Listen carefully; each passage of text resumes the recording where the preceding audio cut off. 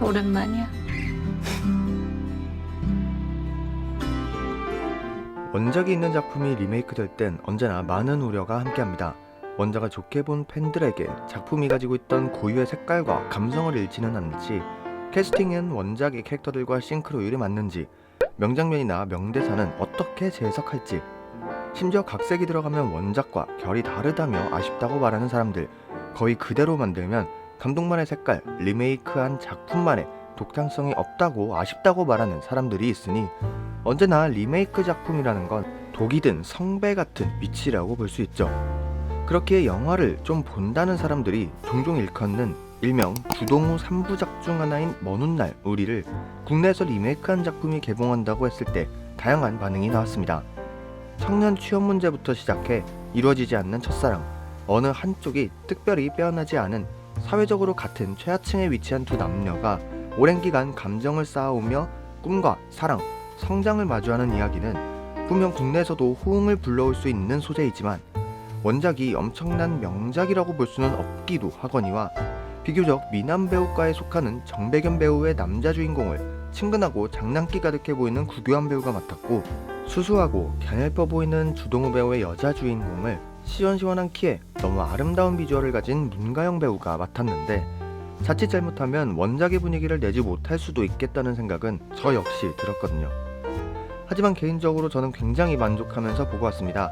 과장과 사심을 조금 보태자면 오히려 이 작품은 두 배우의 놀라운 연기력과 에너지, 분위기 덕분에 별거 아닐 수 있는 대사, 연출, 소품까지 함께 빛날 수 있었다고 생각하거든요.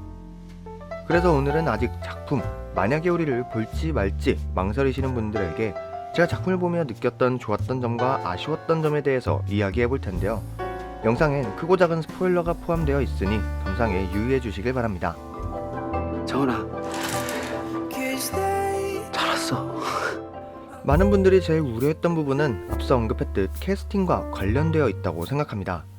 원작을 리메이크한다는 이야기는 다시 말해 해당 작품의 팬들에게 자신에게 다양한 감정을 선물해 주었던 캐릭터를 다시 마주하게 만든다는 뜻이기에 원작의 캐릭터와 싱크로율이 맞지 않을수록 쓴소리를 듣기 십상이죠. 하지만 가만히 생각해보면 저는 어떤 부분에선 원작보다 나을 수도 있겠다 싶은 부분도 분명 있었습니다. 원작인 먼 훗날 우리에서 린젠칭 역할을 맡은 정백연은 소년미와 청년미가 공존하면서도 날카로운 이목구비가 누가 봐도 미남의 상을 가지고 있습니다.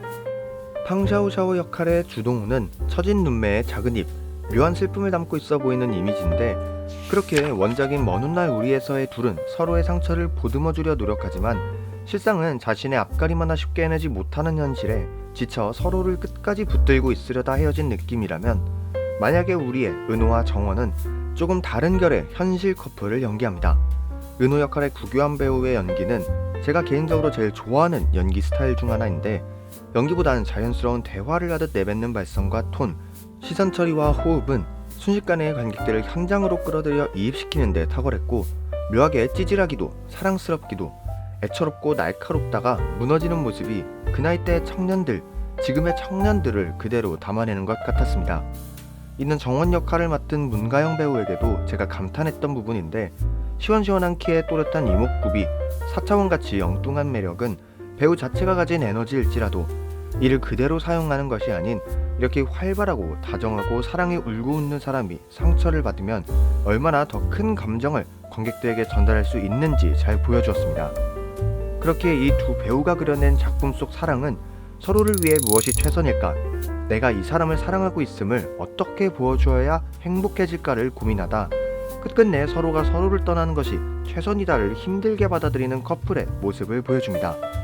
그 과정에서 현실의 벽에 부딪히는 청년들의 가슴 저리는 사랑이라는 키워드는 분명 특별하진 않지만 배우 자체의 연기력과 매력으로 개연성을 만든 의외로 훌륭했던 캐스팅이었습니다.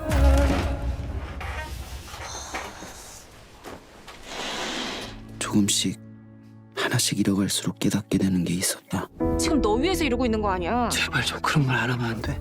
원작도 그렇지만 이번 만약에 우리 역시 원작의 전개와 톤을 크게 바꾸지 않으며 착실하게 극을 이어갑니다. 아니, 어떤 부분에선 원작보다 더 감성적이면서도 정직한 기법을 사용합니다.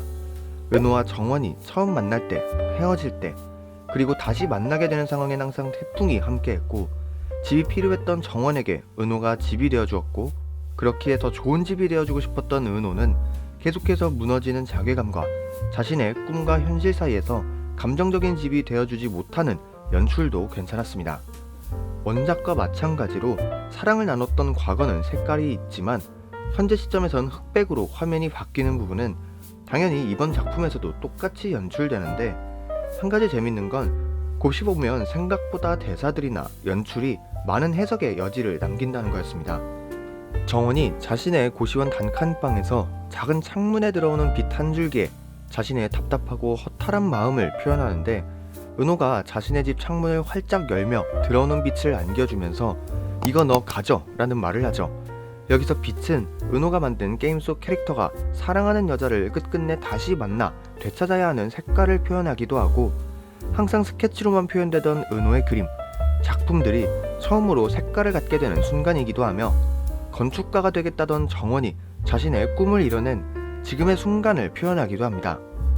그리고 자신만의 집을 짓겠다던 정원에게 정작 가장 힘들고 외로울 때 집이 되어준 은호는 분명 정서적인 집이 되어준 존재지만, 현실적인 문제에 부딪히면서 자꾸 빛이 들어오지 않는 집으로 이사를 가게 된 은호와 정원에게 이젠 서로에게 어깨를 내어줄 수 있는 상황이 아니라는 걸 알게 되는 연출도 훌륭했습니다.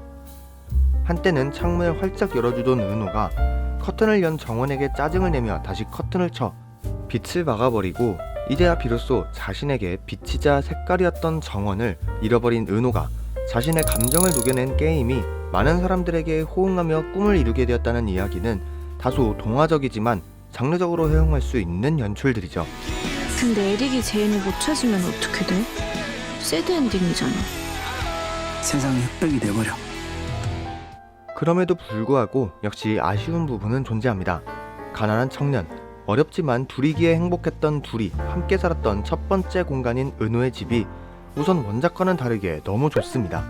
크진 않지만 신혼집으로 써도 될 정도의 넓이와 탁 트인 하늘이 보이는 창문 너머의 배경은 어렵지만 사랑을 이어나가던 원작의 커플과는 다르게 대학생 치고 비교적 안정적이고 부족함 없이 생활했다는 생각이 듭니다.